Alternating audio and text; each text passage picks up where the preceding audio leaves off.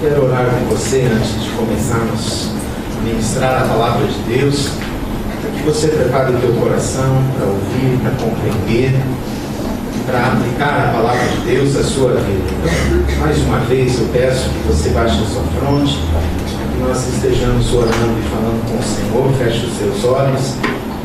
Lembre que você está entrando na presença do Senhor e falando com Ele. É pelo sangue de Jesus que nós podemos orar e falar diretamente com Deus. Senhor, nós te louvamos, ó Pai, imensamente. Nós te adoramos pelo que o Senhor é.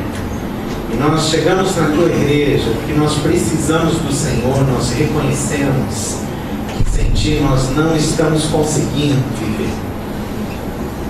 Nós cantamos aqui que sem Jesus não dá para viver, Senhor. Nós já tentamos, não funciona. E nós reconhecemos a tua grandeza, Senhor. Por isso nós te louvamos. Nós sabemos que a tua fidelidade, como nós cantamos, leva a nossa vida muito mais além do que nós podemos imaginar. Talvez alguns de nós, Senhor, pensam sobre a sua vida de uma forma tão menor do que aquilo que o Senhor sonha. É por isso que nós queremos ir pela tua palavra, porque os sonhos do Senhor são maiores que os nossos, o poder do Senhor é imensamente maior que o nosso, e só o Senhor pode nos conduzir bem. Por isso, Pai, se conosco, ministra com teu Espírito Santo agora nesse momento. Fala a tua palavra no nosso coração, como igreja. Nós lemos cada dia, Senhor, mas nós queremos que o Senhor fale conosco como igreja, nessa comunhão.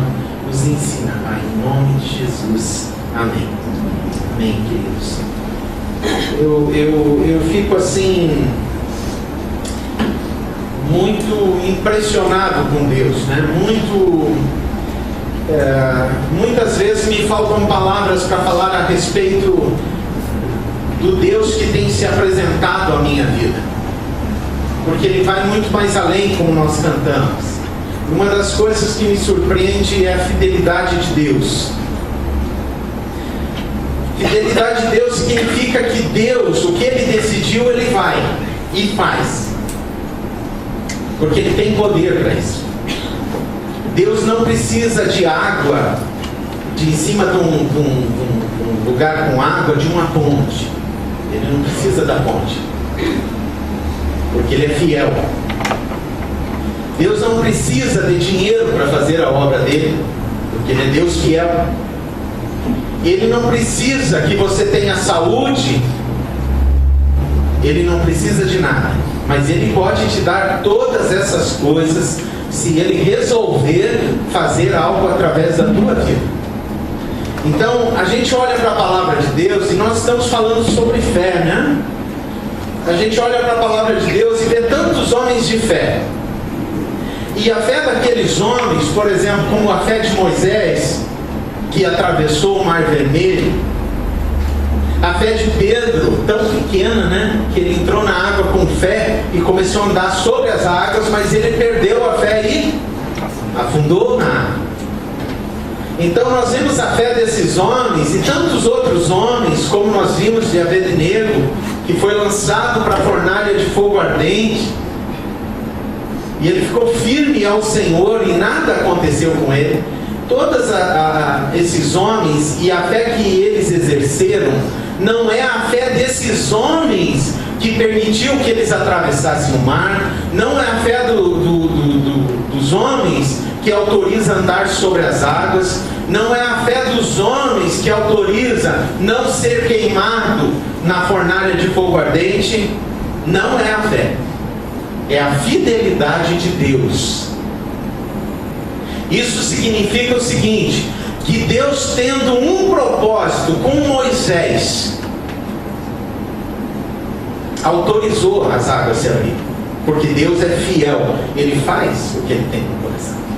Se um de vocês tiver uma enfermidade como a minha, ou uma maior, ou mais ampla, mais incomodativa, ou que vai reduzir a tua vida, não é a tua fé que vai curar você, é a fidelidade de Deus e o propósito que Ele tem com a tua vida. Se essa doença vai atrapalhar o propósito de Deus, Ele tira essa doença. Agora, se você não tiver fé nesse Deus, você não pode usufruir as bênçãos de Deus. Então a fé é unicamente o elemento que autoriza a receber de Deus tudo que Ele tem. Claro que existe uma bênção de Deus concedida a toda a humanidade, como inteligência. Não precisa a pessoa ter fé em Deus para ganhar dinheiro, para construir um carro, para fazer um avião, porque isso já foi concedido aos homens, essa sabedoria, essa capacidade. Mas quando nós tratamos de propósito divino, nós precisamos colocar a nossa vida nas mãos de Deus. E é nesse momento que nós precisamos de fé, para que o Senhor faça na nossa vida o que Ele quer fazer. E é sobre isso que a irmã Laide estava aqui na frente orando conosco. E eu falei, queridos, não importa se nos teus planos você põe Deus com você. O que importa é se você vai com os planos de Deus. Porque, queridos, se nós colocarmos Deus na nossa vida, muita coisa pode não acontecer. Porque quando você tem um plano teu, humano, e você diz, eu vou usar Deus, eu estou usando a palavra usar de propósito, eu quero que Deus faça isso aqui. Então pode ser que Deus, por causa da sua fidelidade, diga, não, isso aí não faz parte do meu propósito, não vou fazer. Não vou fazer. Senhor, me ajuda que eu passe na faculdade de medicina. E Deus diz, não, na minha fidelidade eu tenho um outro propósito. Se você pela fé andar comigo, então nós vamos atravessar as águas, então o mar vai se abrir, porque a minha fidelidade tira da frente as doenças, os impedimentos, os problemas, para que eu realize o meu propósito com a tua vida. Mas eu preciso que você exerça fé em mim e no que eu tenho para você. Por enquanto você está me usando para realizar os teus planos. Bom, aí é outra história. Por isso algumas vezes eu não estou com você, porque aquilo que eu quero realizar com a tua vida é maior do que aquilo que você quer realizar com a minha vida. Tem gente que quer realizar coisas na sua vida usando Deus. E essa é a resposta de Deus. O que eu tenho para realizar com a tua vida é maior do que aquilo que você tem para realizar usando a minha vida, de Deus. É nesse sentido que quando nós cantamos sobre as provações, o rompendo em fé, né? Eu sei que as minhas provações não são maiores que o meu Deus. É um cântico de fidelidade. Eu sei quem é o Deus que eu sirvo, e eu ando com Ele, e não é Ele que eu ponho nos meus projetos e carrego no meu pescoço, ou no meu pulso, ou como uma imagem apenas na minha casa. Não, Ele é um Deus vivo, onde eu vou com Ele, porque Ele é fiel, e se Ele me levar para algum lugar, eu sei que Ele vai abrir o mar, eu sei que Ele vai tirar as enfermidades, eu sei que Ele vai me dar vitória, porque eu estou indo aonde Ele me conduz, e a minha fé é exercida na fidelidade de Deus. Isso significa, eu creio na capacidade de Deus de me conduzir. Isso é tão grande e é tão diferente, né, do que tantas vezes ensina em tantos lugares, né? Entrega a tua oferta e Deus te devolve. Não é brinque com Deus, né? Tem gente fazendo negócios com Deus. Senhor, tem uns planos aqui, ó. Agora eu preciso disso, eu te entrego, o Senhor me devolve o dobro, né? Vamos negociar, porque enfim, o Senhor é o Todo-Poderoso, então eu te dou um pouco e o Senhor me dá muito. Claro, tudo em benefício do meu plano, da minha vontade, do que eu quero. Queridos, tem muita gente crente em Jesus que está cansada de andar com Deus e não sente o poder de Deus. Por quê? Está querendo levar Deus consigo nos seus planos e não está andando após Deus, que é fiel, que te conduz para cumprir o propósito dele. Então a pergunta no nosso coração é se eu quero exercer a minha fé no poder de um Deus fiel, se eu quero cancelar os meus planos para eu andar com Deus, nos planos de Deus, porque aí tudo que acontecer à minha volta tem a mão de Deus, e eu posso cantar daí: quando a minha fé é provada, tu me dás a chance, Senhor, de crescer um pouco mais. Porque quando eu sou provado na jornada andando com Deus, Ele passa por sobre as águas, mas eu não, eu afundo, eu sou um ser humano. E aí o Senhor diz: pode entrar que eu vou abrir as águas, porque eu já passei e você vai passar também. Então, antes de você chegar no teu futuro, Deus já passou por lá. E Ele está te levando para lá. E é nesse momento que a gente precisa de fé. Então vamos abrir em Hebreus capítulo 11. Hebreus 11. Novo Testamento. Está perto do finalzinho da Bíblia, né? Hebreus 11.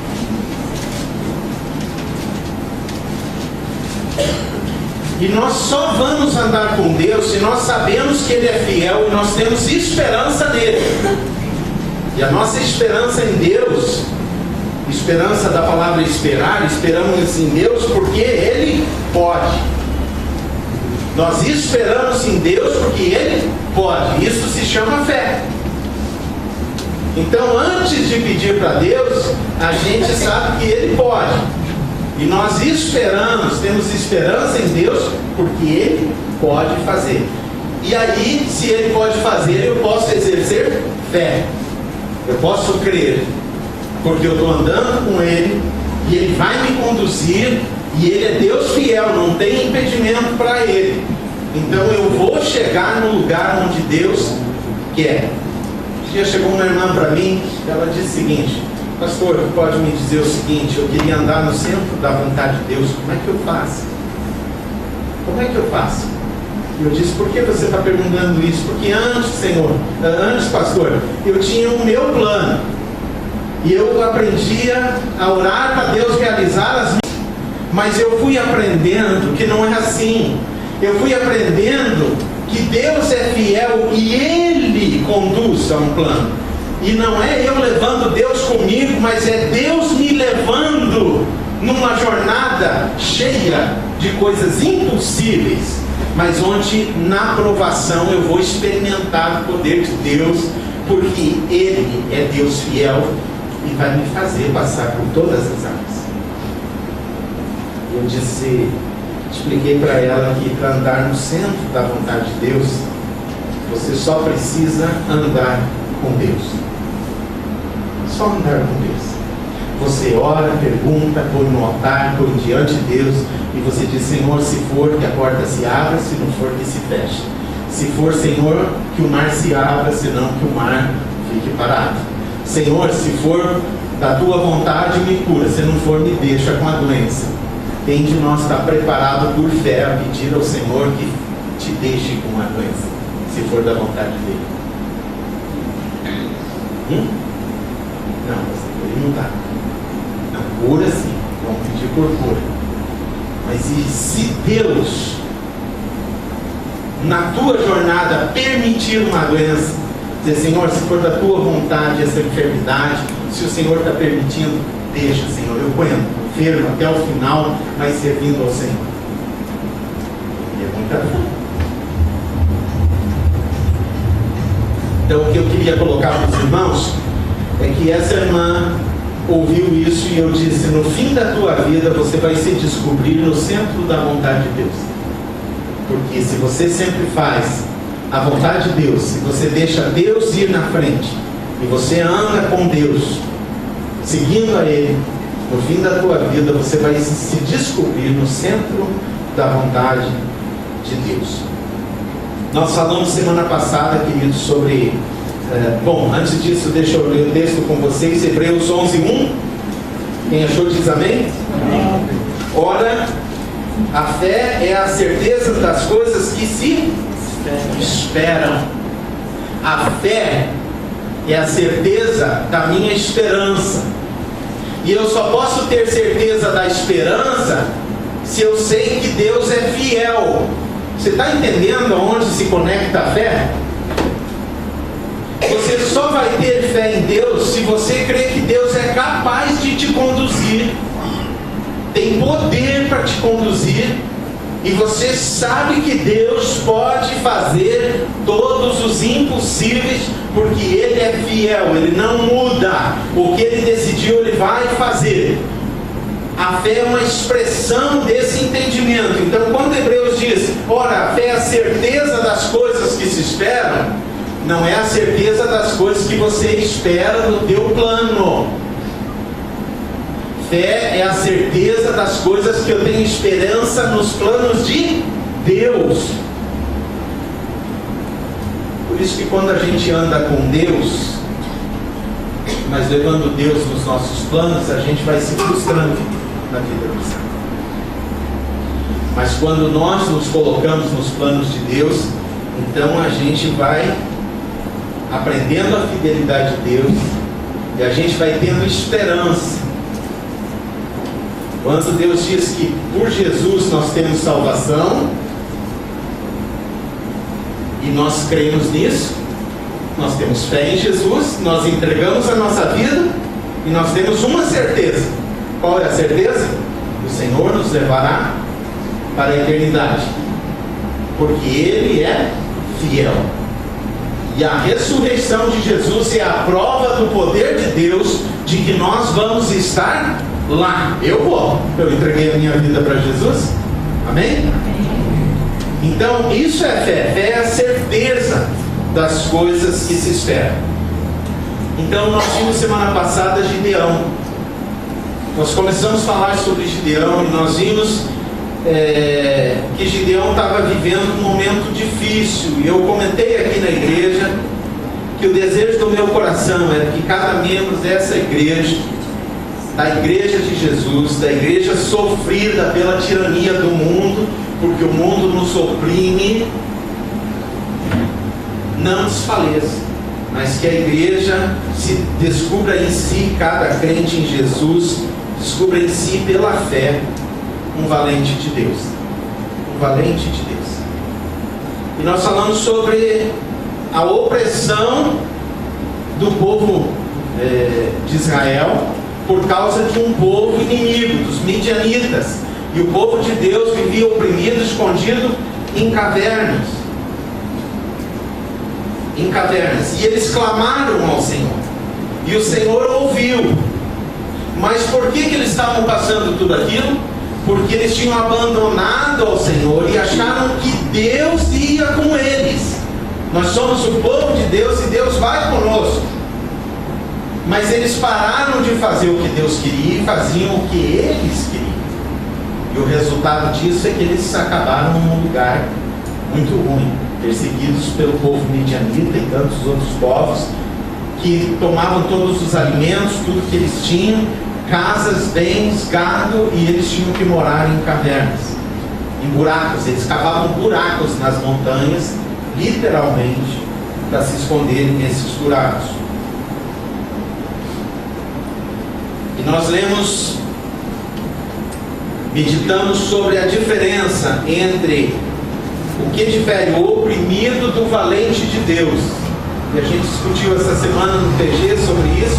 Foi muito bom, né? Qual a diferença entre alguém que está oprimido, a pessoa que se deixa dominar por uma situação, a pessoa que se deixa obrigada ou se sente obrigada a sujeitar-se a algo?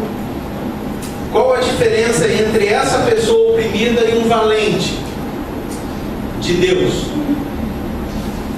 É a direção para onde se olha. É só isso. Um tem a fé de que o inimigo vai destruir. Veja, está exercendo fé.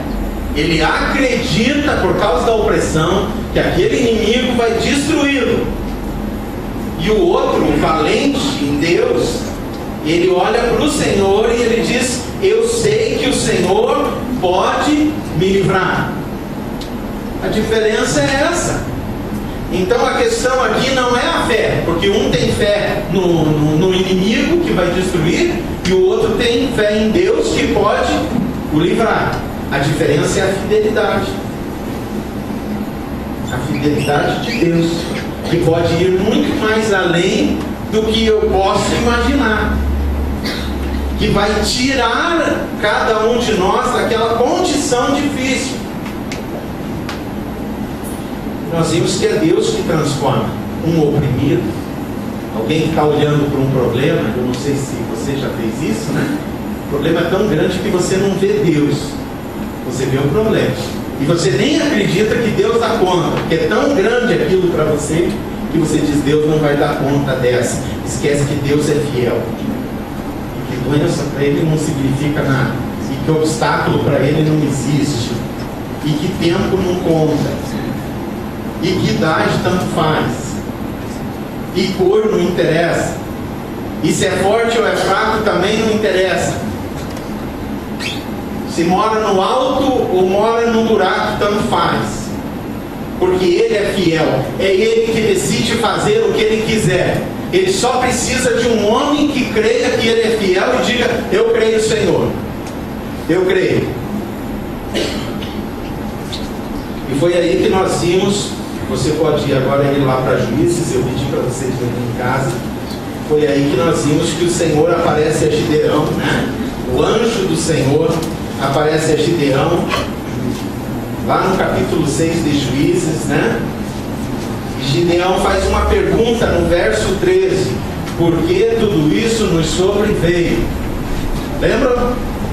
Senhor, por que tudo isso nos sobreveio? Por que a gente está oprimido, morando em buraco? Por que nós não temos comida? Por que eu estou um covarde escondido aqui?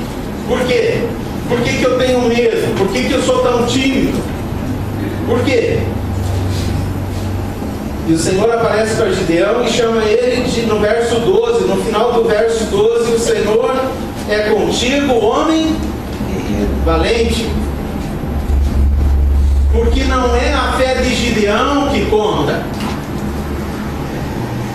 é o fato de que Deus é fiel. E se Deus é fiel, e Gideão, que estava sem fé em Deus, e depositando uma fé na opressão, mudar essa fé, então ele vai alcançar a vitória. E é isso que o Senhor quer que a gente entenda. Que se nós tirarmos os olhos do lugar errado e a gente colocar os olhos no lugar certo, pela fé, na fidelidade de Deus, no poder de Deus, Ele vai nos transportar desse lugar para um lugar mais alto. Ele vai nos tirar da nossa condição para uma condição não nossa. Senhor, eu quero sair daqui, eu quero ir para lá. Você diz, não, Senhor, eu quero sair daqui e eu quero ir para a condição que o Senhor quer me dar. Às vezes nós queremos impor condição. Senhor, eu quero sair daqui e eu quero ir para lá.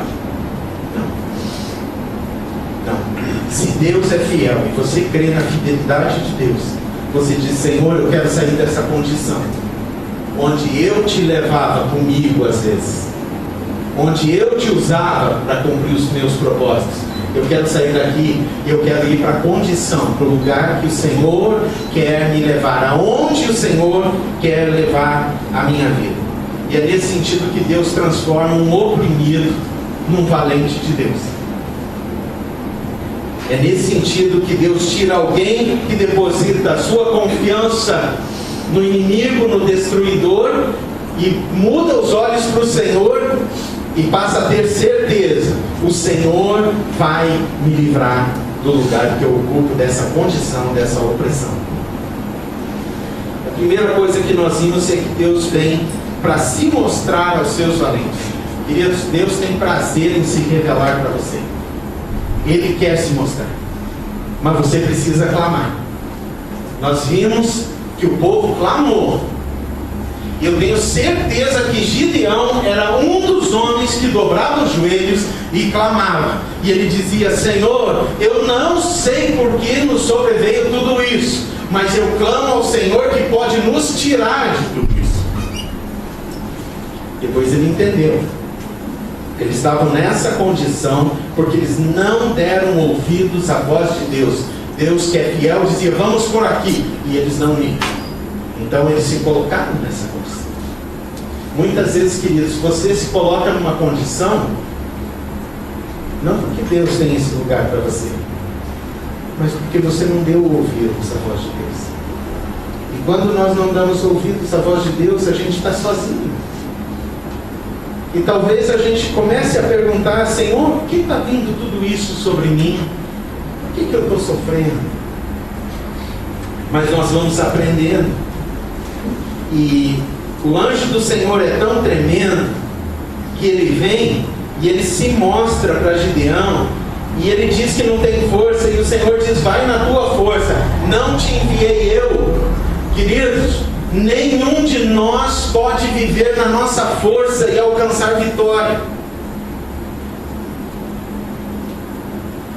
Quando nós vivemos na força da fidelidade de Deus, então tudo vai fluir. E é por isso que o anjo do Senhor diz para ele: não te enviei eu. Gideão, não é você que decidiu ir nessa direção. Vocês decidiram viver do jeito que vocês estão vivendo, vocês estão oprimidos. Agora, Gideão, eu vou tirar vocês daí. Mas é o seguinte: eu estou te enviando para outra direção. Agora você vai comigo. E eu sei que você é fraco. Eu sei que você é o menor da família. Eu sei, mas você vai comigo. E você vai saber que não é porque você é forte, nem porque você tem sobrenome, nem porque tem status, nem porque a tua graduação te dá um status. Tudo isso vai por terra. Você vai alcançar vitória porque eu estou te dando, eu estou te levando comigo. Eu sou fiel, não tem obstáculo. Os midianitas para mim não são ninguém. A questão é se você quer depositar fé em mim. E aí Gideão, eu acho tão tremendo, né? Porque Gideão chega ali no verso 22. Amém? Então Gideão viu que era o anjo do Senhor. A primeira coisa que Deus quer é se mostrar. E chega um momento que você percebe que Deus é com você. Amém? Você já se percebeu numa situação e você já disse no teu coração: Deus é comigo. Amém? Já disse? Amém, amados? A maior bênção na vida é quando você está numa luta e o Senhor te aparece. E você enche o coração de alegria e diz assim: o Senhor é comigo. Eu posso ir. Não interessa o problema, não interessa a dificuldade. O Senhor é comigo. Gideão, pela primeira vez, tirou os olhos da opressão dos midianitas e diz a palavra que ele viu o quê? Viu que era o anjo do Senhor. E se eu vi o Senhor, tirou os olhos da opressão, eu vi, Deus é comigo. Deus vem para se mostrar aos seus, para livrar aqueles que o buscam. Mas Deus, Ele vem também para testar se em nós vai haver confiança suficiente para nós fazermos aquilo que Ele quer ao andar com Ele. O povo de Deus precisava ser liberto do opressor, do povo midianita. E Deus queria usar Gideão. E a primeira coisa que Deus fez para tirar os olhos de Gideão do opressor foi aparecer para ele. Aí Gideão viu o Senhor e diz: eu vi. Agora o Senhor quer testar o coração de Gideão. Deus vem testar se ele é capaz e tem confiança de suportar o que o Senhor tem para ele poder se livrar do medo dele, que era o povo inimigo. Isso está narrado do verso 25 até o 40. Veja o que diz o verso 25. O que o Senhor, o primeiro teste que Deus faz com Gideão. Naquela mesma noite, os irmãos estão comigo, amém? Amém. Naquela mesma noite o Senhor lhe disse, na mesma noite que ele apareceu a Gideão. Ele tinha aparecido de dia, agora o Senhor à noite aparece de novo para Gideão. Naquela mesma noite o Senhor lhe disse: tomai o boi de teu pai, a saber, o segundo boi. Então o homem tinha 2 bois, né? O segundo boi, de quantos anos?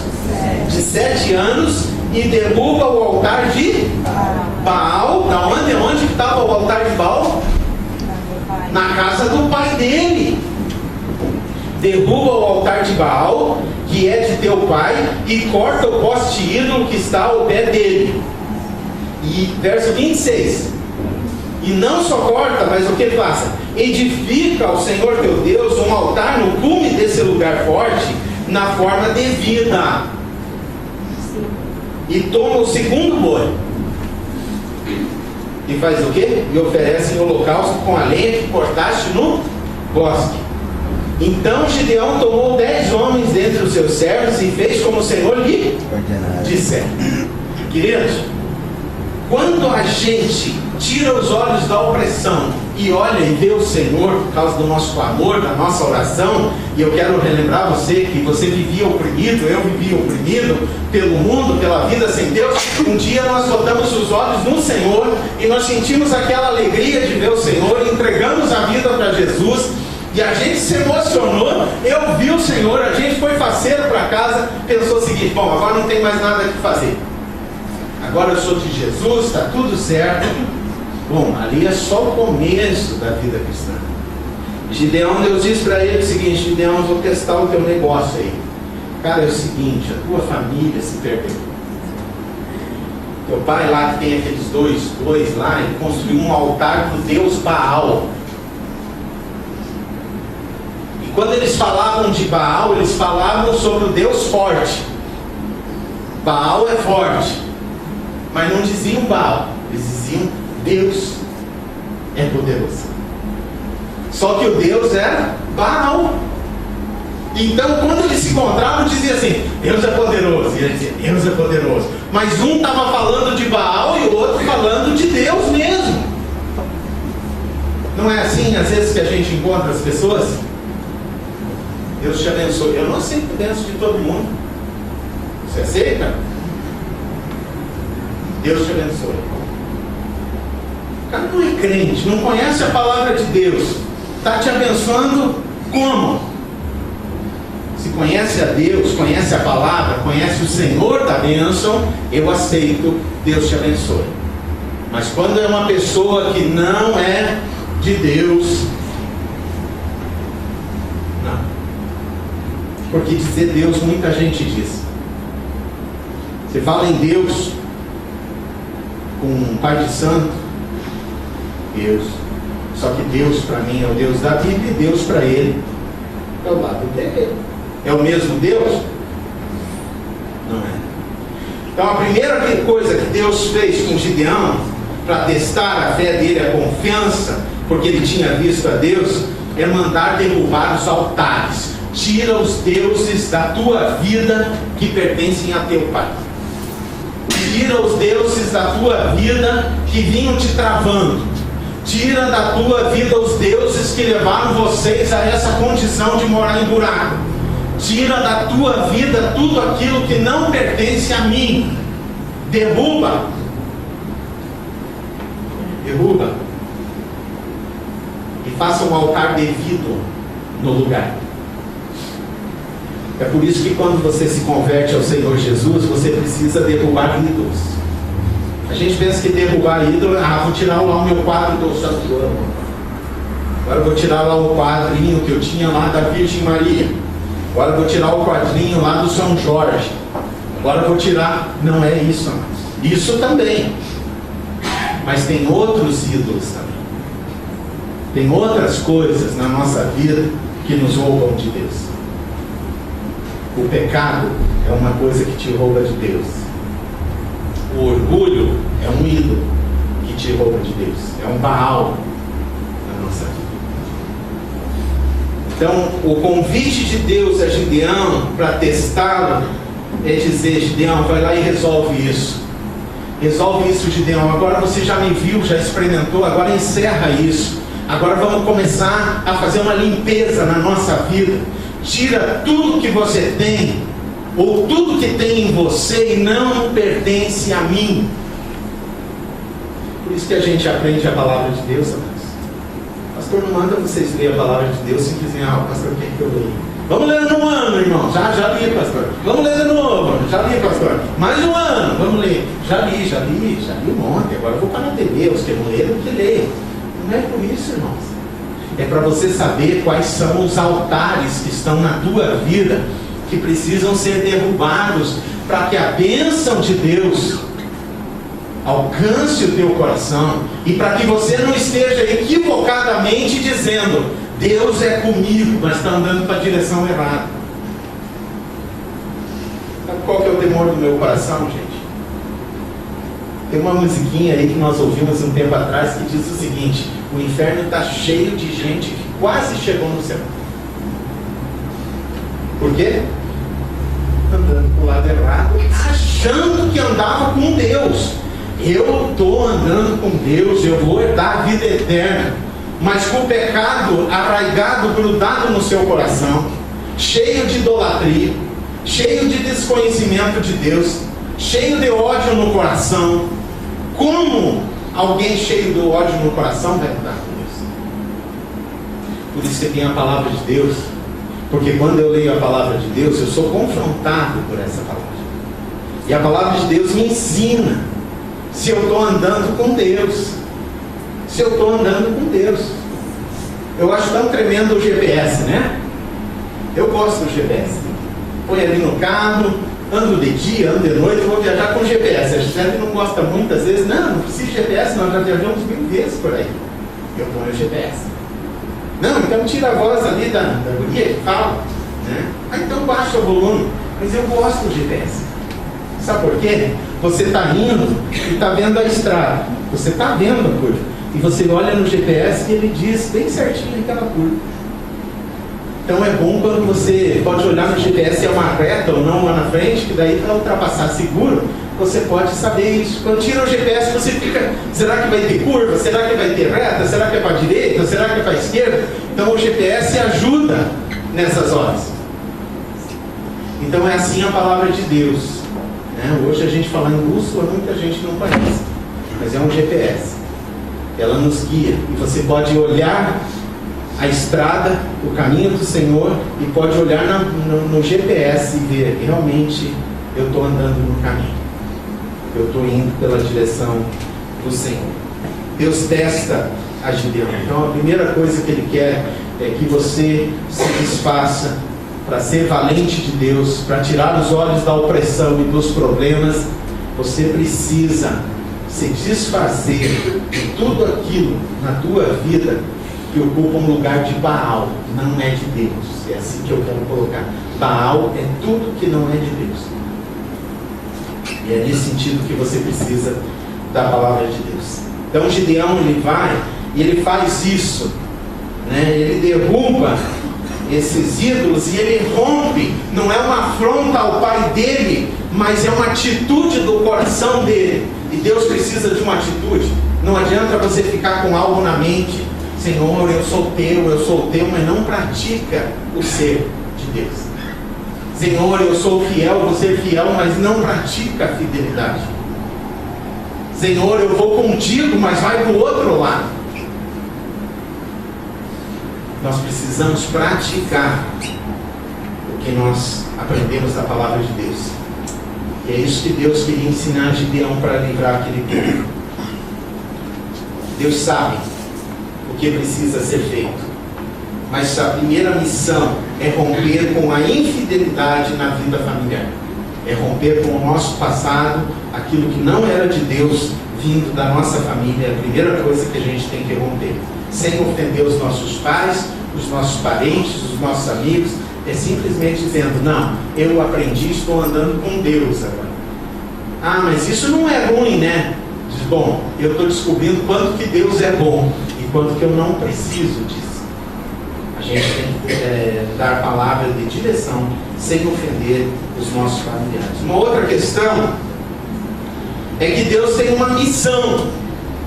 Então, quando eu enxergo a Deus, quando eu tomo uma atitude prática de romper com aquilo que não é de Deus na minha vida, vem um outro aspecto da minha vida, que é Deus, por causa que Ele me testou e eu estou respondendo, Ele vai me revestir.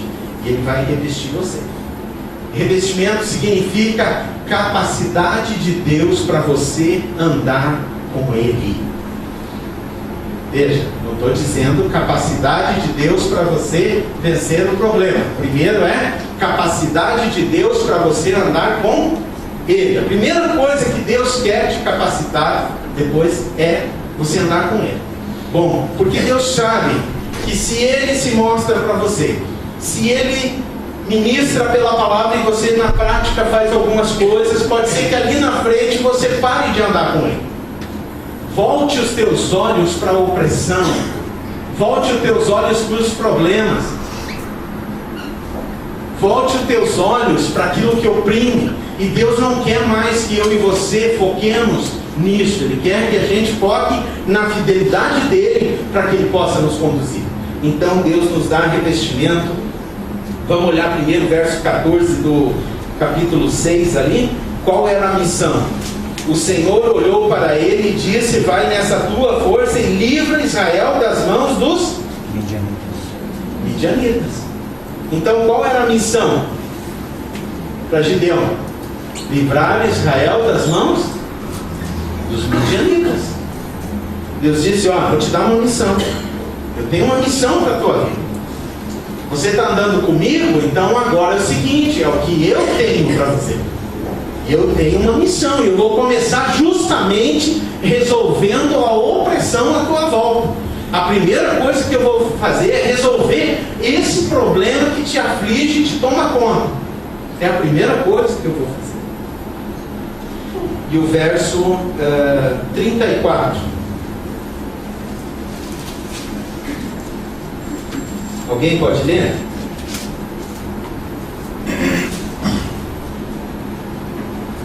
Em Juízes 6. Então o Espírito do Senhor apoderou-se de Gideão, e ele, com toque de trombeta, convocou as abiesritas e para segui-lo. Olha só. Então, o que se apoderou de Gideão? O Espírito do Senhor. Querido, você tem algo valioso em você, grandioso, é o Espírito do Senhor. Porque o dia que você entregou a vida para Cristo, que você viu o Senhor, nós recebemos o Espírito de poder. Recebereis poder ao descer sobre vós o Espírito Santo e ser-me-eis testemunhas.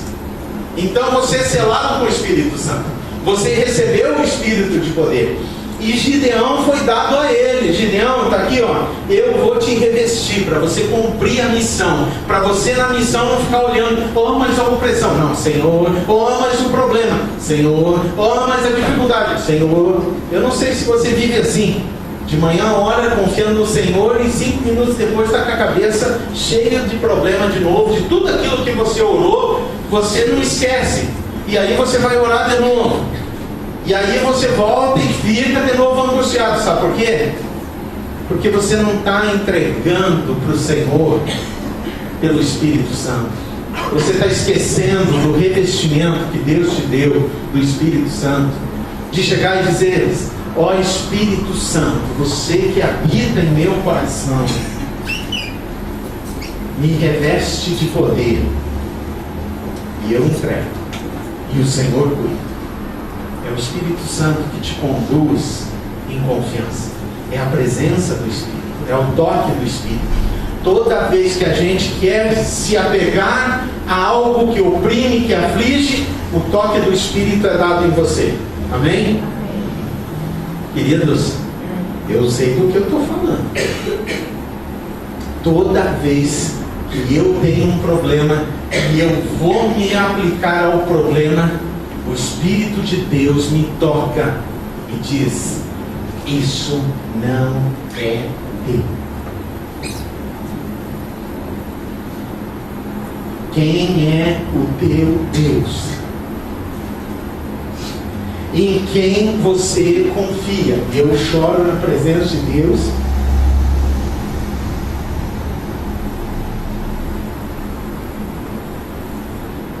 porque o Espírito Santo me dá poder para voltar para o Senhor. Senão eu abandonaria o Senhor e ficaria preso na maldição da opressão e dos problemas. É isso que ele faz com você, é isso que ele revestiu Gideão. Ele disse: Gideão, é o seguinte, eu vou te revestir para você vencer, para você lutar, para você saber que você vai alcançar a vitória, você vai sair dessa opressão. Mas eu preciso te revestir com o Espírito, para que você não fique voltando ao problema. Mas quando a tua alma humana, fadigada e cansada e fraca, por você ser o menor da tua casa, por você ser um homem covarde e fraco, te levar de novo para lá por causa do medo, o meu Espírito te traz de volta. E você se quebrando, se você sabe quem eu sou.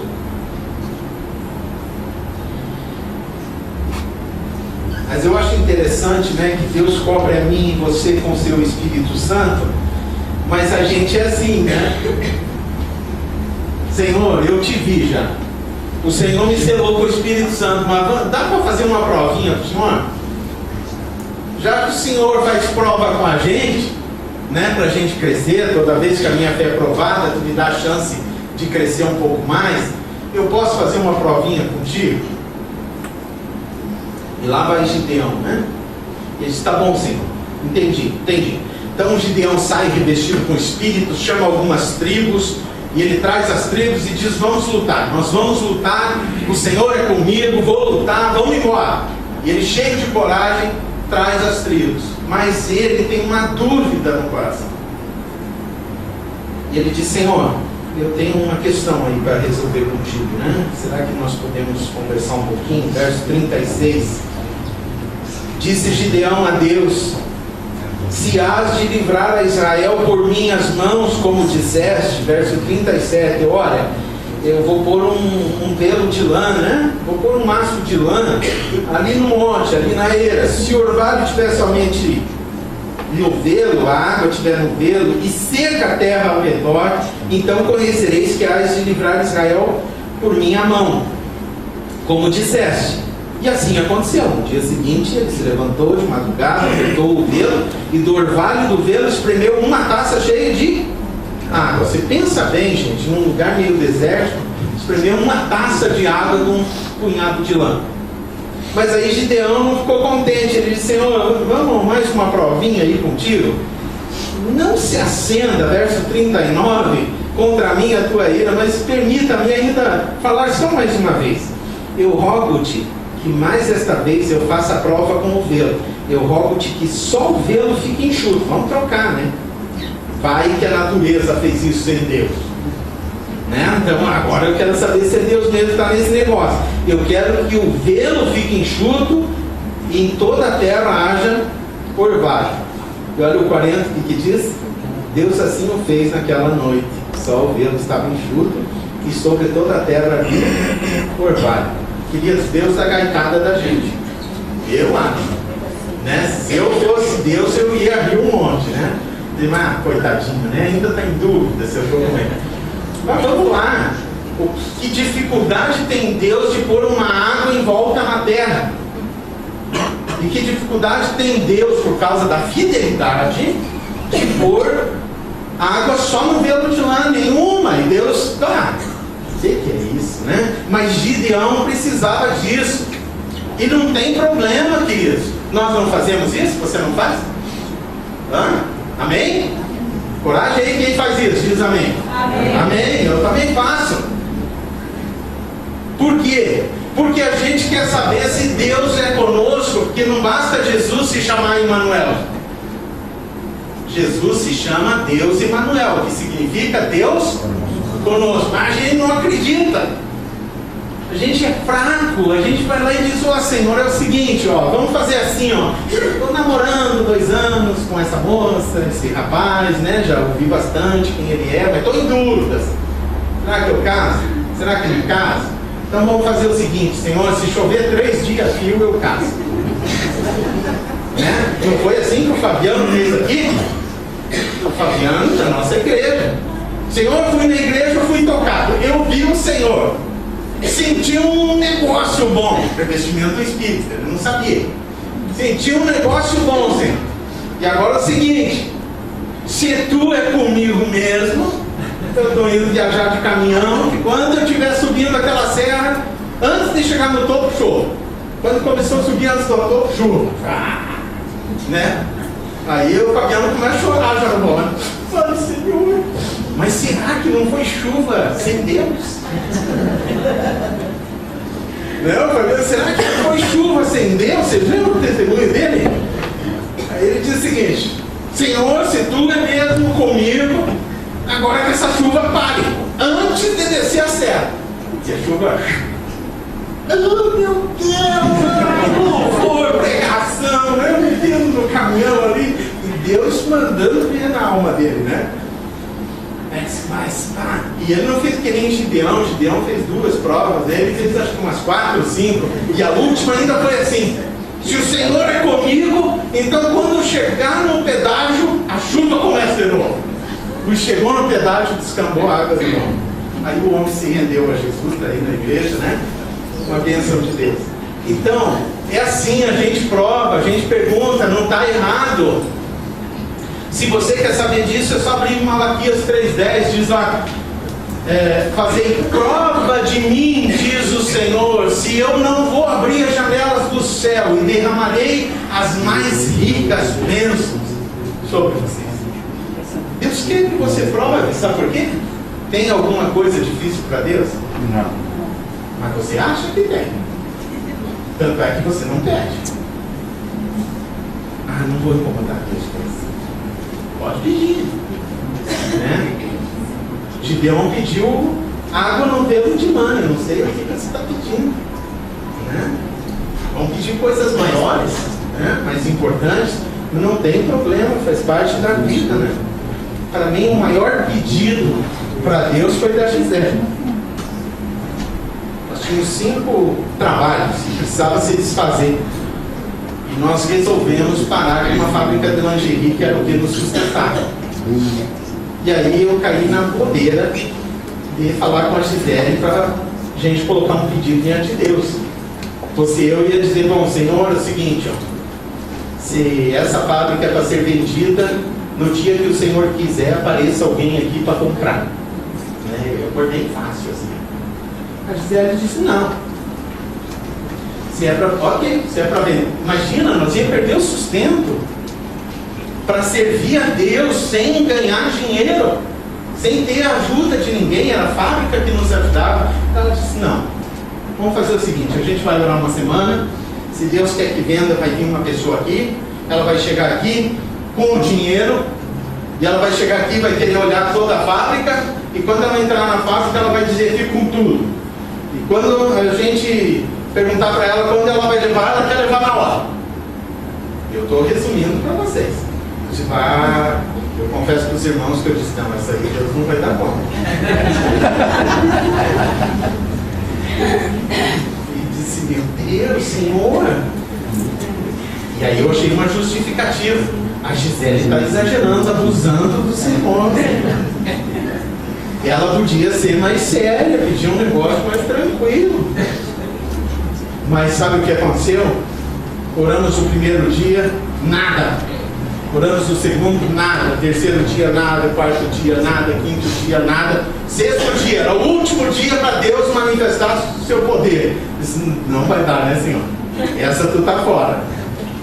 Pasme. 6 horas da tarde, por ali, chega uma mulher no seminário. Eu vim sobre que vocês têm uma fábrica de lingerie. E que olha, não divulgamos para ninguém, sem propaganda. Sobre que vocês têm uma fábrica de lingerie. Eu disse: posso dar uma olhada? Estou interessado em comprar. Ah, mesmo, vamos lá. E Deus já falando comigo ali, minha Gisele ali comigo. Meu coração disse: ei, Senhor, até onde tu vai levar essa? Vamos lá, olhou a fábrica. Você lê tecido? Sim.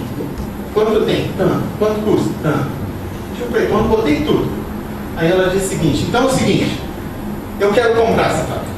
Eu quero levar os tecidos, quero levar o que está pronto, quero levar todos os elásticos, quero levar todos os fios, quero levar todas as máquinas. E esses balcões aí? Eu disse, não, esses eu que fiz. Você pode me vender os balcões também? Eu levo tudo. Eu disse, tá bom. Não, tudo dá tanto. E quanto a senhora quer levar? E ela disse, eu estou indo para Cadeirada para levar. Quanto custa? Eu disse, é tanto. E ela não tinha um saco de dinheiro na bolsa? Então, gente, quando Deus quer, Ele faz. Quando você está no propósito, a gente estava se preparando para servir a igreja, para pastorear a igreja. Deus tem prazer, e Deus fez para Gideão, deu a resposta, porque Deus sabe que não é possível fazer a obra com aquele que não se mostra comprometido com Ele. E Deus diz, para você se comprometer comigo, vou ter que responder as tuas oraçõezinhas, essas aí difíceis para você, essas aí que você quer me pôr num aperto, essas aí que você pede de qualquer jeito. Eu te respondo para você saber que eu sou com você.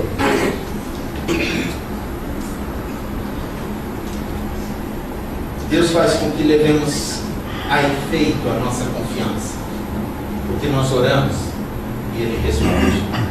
Mas tem que ser uma oração sincera, de entrega, de coração, com intenção. O Senhor vai me ver andando contigo, e Ele nos sustentou, nos abençoou 2 anos sem a gente ter dinheiro, mas Ele nos mandava. Ele nos mandava. Usou gente, inclusive, que hoje está aqui. Ele nos mandava, porque Ele é Deus fiel, Ele nos sustenta. Queridos, por fim, Deus vem para testar a nossa confiança nele, mas também Deus vem para enviar aqueles que têm os olhos nele de encontro àquilo que nós tememos. Deus quer enviar você de encontro ao que você tem.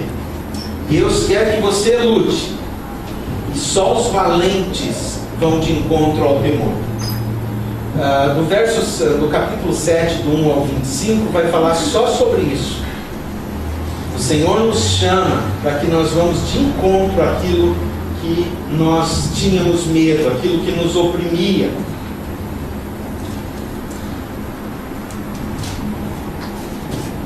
Depois que Gideão fez o pedido do velo, ele viu que o exército midianita acampou perto da cidade deles. Ele disse, ai, agora vem aí o nosso inimigo.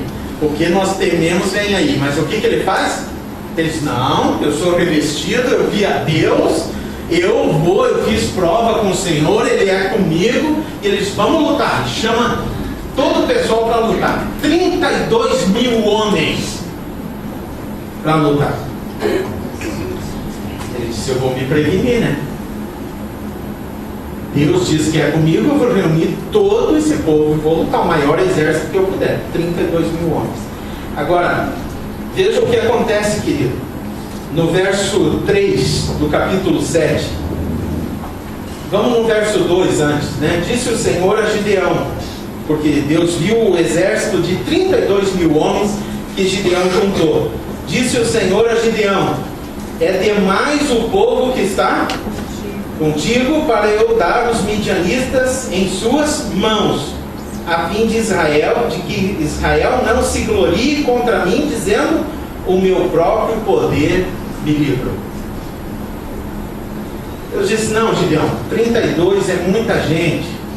Aí vocês vão vencer os midianitas e vocês vão achar que foi o braço de vocês. Não, vocês têm que saber que sou eu com vocês. Porque é eu que sou fiel, não é a tua força. Lembra, Gideão? Você disse que você é o mais pequeno, que em ti não há força, e eu te chamei de valente, mas porque eu estou com você. Então vamos eliminar esses soldados aí, vamos tirar. E eu acho tremendo que Deus separa em 3 grupos.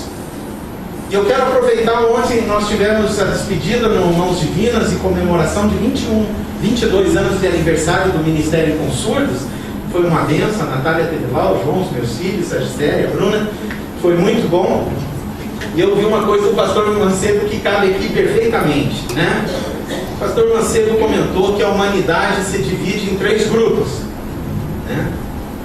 Aqueles que fazem diferença, aqueles que ficam olhando para ver no que vai dar, e aqueles que dão de ombros. Não é comigo, tanto faz.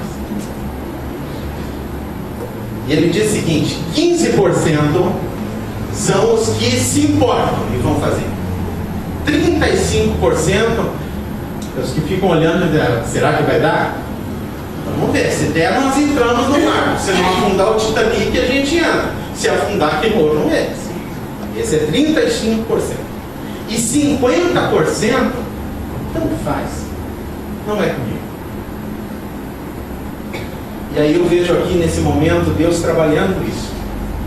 E Deus diz para Gideão no verso 3: agora apregou aos ouvidos do povo: quem for medroso e tímido, volte e retire-se da região montanhosa de Gileade. Sabe o que Deus estava dizendo para Gideão? 32 mil homens, aqueles que estão oprimidos ainda no seu coração, aqueles que estão ainda com os olhos nos midianitas, com medo, e que têm medo de lutar, e são tímidos para ir para a guerra, porque eles têm certeza que eles vão morrer. Desses 32 mil homens, você diz para eles que quem for tímido e medroso pode ir para casa. Vamos ver quantos foram? Então voltaram do povo 22 mil.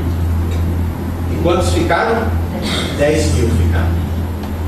Agora veja o seguinte: disse o Senhor a Gideão, verso 4: ainda há povo demais, faze-os descer as águas e ali os provarei. E Deus disse: olha, Gideão, leva esses 10 mil ali no ribeiro, eles vão tomar água.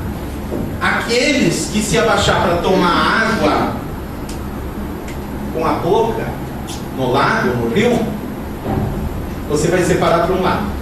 E aqueles que tomarem água de joelho pegando a água na boca, você separa para o outro. Pasme, irmãos. Verso 6: foi o número dos que lamberam levando a mão à boca. Quantos? 300 homens. Todo o restante do povo se abaixou de joelhos a beber as águas. Então disse o Senhor a Gideão: com esses 300 homens que lamberam as águas, trazendo a boca, eu vos livrarei e darei os midianitas nas tuas mãos. Eu quero separar dentro da igreja os 3 grupos. Tem aqueles que estão na igreja, mas continuam com medo das coisas que acontecem na sua vida. Os medrosos e tímidos, mesmo andando na igreja. Tem aqueles 9.700 que estão na igreja, que têm coragem, mas não têm cuidado. 9.700 homens tomaram água pondo a boca no lago. Quando você põe a boca no lago para matar a sede, você deixa de enxergar o inimigo. Muita gente que diz o seguinte: bom, agora o Senhor é comigo, agora Ele cuida das minhas doenças e não cuida, e a pessoa não cuida da alimentação. Agora Ele cuida se eu estou muito gordinho, estou muito sequinho, Ele cuida, o Senhor cuida de mim. E a pessoa não se cuida. Agora o Senhor cuida da minha esposa, que ela seja uma pessoa boa para mim, né? E não faz nada para que aquela esposa seja melhor. Agora o Senhor cuida do meu marido, eu entrego nas tuas mãos, como disse uma irmã esses dias, eu entrego nas tuas mãos e que o Senhor não traga de volta. Falou, irmãos, uma bota a bênção, né? Já fiquei com medo da Gisele, já pensei, será, né? Ainda bem que Deus até hoje não ouviu, né? Então, a gente começa a beber a água da fonte e está preocupado só em abastecer a gente. Eu quero matar minha sede com Deus, os outros que se lasquem. Se tem um perdido, que se dane. Se o outro está enfermo, que se lasque. Se os meus irmãos estão com dificuldade, não quero saber. Eu quero beber da minha fonte, eu quero beber da minha água. E a gente canta que tu és a fonte, as águas, e deixa para lá. Os outros que se dane. O importante é eu beber a minha aguinha numa boa. Esquece de vigiar, queridos. E se você fizer o percentual aqui, dos 32 mil homens, né? 10, 15% aí já vai dar os 9 mil, né? Os 300 é quanto por cento? 1? Menos de 1. Menos de 1. 0, Né? Então olha quando se aplica o povo de Deus. Mas gente, não é quantos que são valentes que determinam se nós vamos vencer ou não alguma coisa. Porque diz a palavra de Deus que para Deus tanto faz livrar com muitos ou com poucos, porque Ele é fiel. Então o Senhor vai fazer a obra com quantos forem valentes dele, homens e mulheres que estão vigiando. Se você abrir 1 Pedro 5,8, diz o quê? Orai e vigiai, porque Satanás, vosso adversário, anda no vosso derredor, bramando como alguém que ruge, procurando alguém que possa tragar. Orai e vigiai.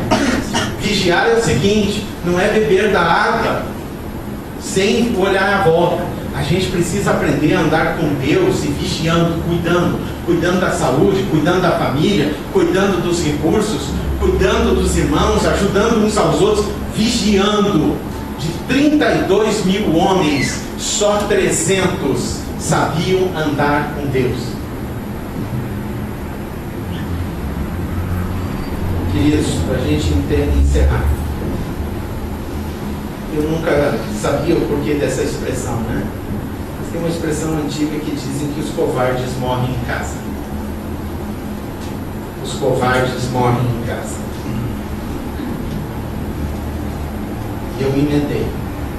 Os covardes morrem em casa, mas os valentes no campo de batalha. Lutando contra o inimigo. Aquilo que nos oprimia agora se tornou alvo de Deus, não meu. Para que aquilo seja vencido, seja superado e eu possa passar de oprimido a valente de Deus. Gideão venceu com 300 homens e ainda Deus deu mais uma palhinha para ele e disse: Gideão, você não me falou nada, mas eu estou olhando o teu coração aí. Tem um cantinho do teu coração de medo. Eu tenho uma dúvida aí. Então faz o seguinte, vem cá. Pega aí o teu escudeiro. Vai lá no acampamento dos midianitas ouvir o que eles estão dizendo. O Senhor não vai levar mal, Senhor? Se eu desconfiar um pouquinho? Não, eu já vi, pode ir. Vai lá. E Gideão foi. E eles ouviram o seguinte: os midianitas morrendo de medo, porque eles tinham sonhado que eles iam ser destruídos, e a interpretação do sonho dizia o seguinte: o pão de centeio é Gideão e nós vamos ser destruídos. Eu vi a barraca do rei sendo virada de pernas para o ar e nós vamos ser destruídos. E Gideão disse: ah, que Deus maravilhoso, né? Que confirma antes, põe uma alegria no coração e mostra que eu posso lutar contra aquilo que oprime, que eu posso ir contra aquilo que me aflige a alma. E Gideão chama o seu exército de 300, abrem 3 companhias de 100 homens, vocês vão por ali, eu por aqui, e façam o que eu faço: uma tocha acesa, uma trombeta na boca, e quebrar os cântaros que eles tinham, aquele barulho parecia cascos de cavalo. E de noite o exército midianita saiu correndo e saíram só com a sua espada e não viam no escuro, e um matou o outro. Hã? Para Deus tanto faz entrar com muitos. Deus sabe que não é possível fazer a obra com aquele que não vê que a obra é dele. Se eu e você não olharmos que a obra de Deus não é a minha força, nem a tua vida, é a força de Deus, é a fidelidade de Deus. Eu quero chamar o grupo aqui à frente para a gente cantar. Eu quero que você entenda o seguinte: Deus vem para se mostrar a você, porque Ele quer que olhe você como valente. Deus vem para testar você. Se você confia nele, mesmo que você faz provas, Ele sabe que faz parte do processo. Mas Deus vem para enviar você como valente contra aquilo que você temia. Você não precisa mais ter medo.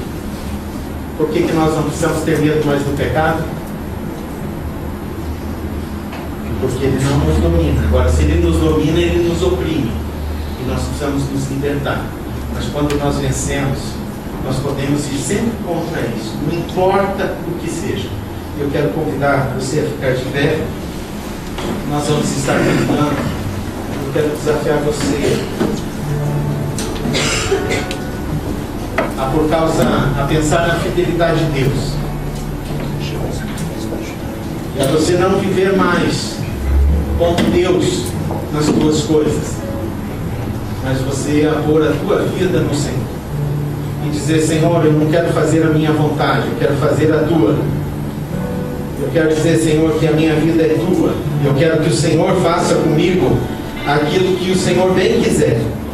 Eu quero terminar lendo um texto de 1 João, que diz assim, capítulo 4, verso 18, não precisa abrir, só escute.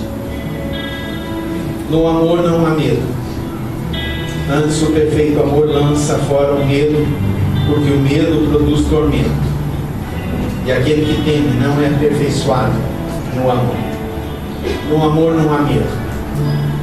Nós não precisamos temer mais as opressões. Deus é conosco e Ele vai nos livrar sempre. E Ele quer que você ande por fé, em meio à vida tão sofrida e à tirania do mundo. Não desfaleça, não desfaleça, mas descubra em si pela fé valente de Deus. Eu quero que enquanto nós vamos cantar, você cante como uma oração, dizendo: Senhor, a minha vida não é mais minha. Não sou eu que quero fazer isso ou aquilo. Eu vou parar com isso. Eu quero colocar na tua mão, porque a minha vida pertence a ti, Senhor. Tu és o mestre da minha alma. Cante como uma oração e depois nós vamos encerrar.